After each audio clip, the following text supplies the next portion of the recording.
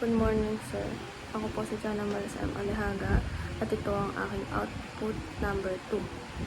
Sa 10 uri ng pamumuno or leadership na natalakay sa klase, ang pinaka nakikilala ko sa aking sarili ay ang democratic leadership.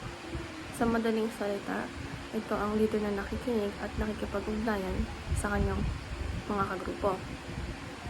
Bakit ito ang nakikita ko sa sarili ko? Nakikita ko sa sarili ko bilang isang democratic leader dahil kapag may group o proyekto, mas gusto kong pakinggan muna ang mga opinion ng aking mga klase bago mag-desisyon.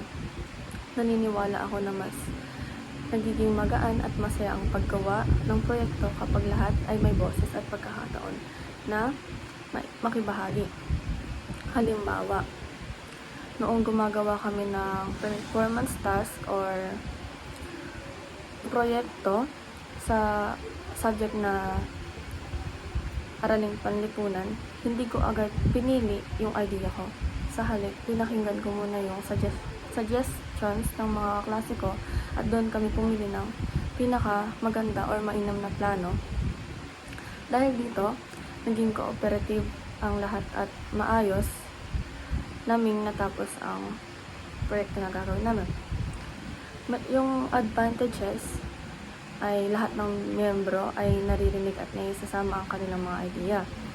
Nagiging mas motivated at responsable ang bawat isa dahil pakiramdam nila ay may ambag sila.